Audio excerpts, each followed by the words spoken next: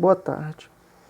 Vamos aprender agora como calcular o fluxo de calor por condução através de uma parede. Vamos considerar aqui uma parede e essa parede aqui ela divide dois meios. Esse meio 1 e esse outro lado aqui que eu vou chamar de meio 2. Aqui desse lado da parede a temperatura é T1 e desse outro lado a temperatura é T2. Sendo que eu sei que T1 é maior que T2. Ou seja, a temperatura nessa região aqui é maior que a temperatura do outro lado da parede.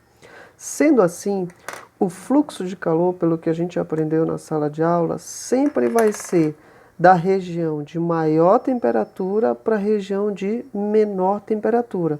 Então, o fluxo vai estar nesse sentido aqui.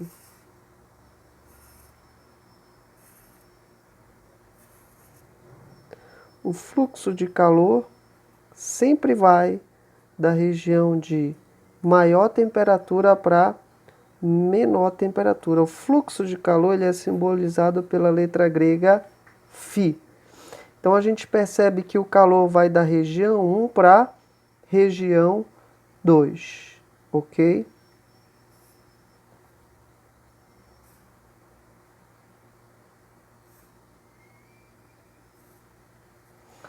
Então veja só, a gente quer saber como é que faz para calcular justamente esse fluxo de calor. Aqui, para a gente tentar entender como é que calcula esse fluxo de calor, a gente precisa ter em mente a equação de Fourier, ou a fórmula de Fourier que é utilizada para calcular o fluxo de calor. O fluxo de calor será igual a K, que é a constante que vai determinar o tipo de material de que é feito essa barreira, vezes a área dessa parede, vezes a variação de temperatura, dividido tudo pela espessura ou o comprimento da parede. A gente chamou na apostila de comprimento L, tá certo? Mas o que é esse L aqui? Esse L nada mais é do que a espessura ou grossura da parede. É o quão grosso é essa parede. Isso a gente chama de L ou espessura. Esse A, bem aqui, nada mais é do que esse A é a área em que está ocorrendo o fluxo desse calor. Então eu posso delimitar inclusive uma região aqui, por exemplo, tá certo? Em que o fluxo de calor ocorra nessa região aqui. Então vejam, aqui eu tenho uma região que é um quadrado. E esse quadrado ele possui uma área. E é essa área que a gente usa aqui na equação para calcular o fluxo de calor. Então o fluxo de calor vai depender do quão grande é esta área. O fluxo também depende da variação de temperatura, tá certo? Se a variação de temperatura aqui, por exemplo, se a temperatura aqui, por exemplo, for de 100 e aqui de 50, então a variação de temperatura aqui será de 100 menos 50, que é igual a 50 graus Celsius. Agora o fluxo será muito maior se essa variação também for maior.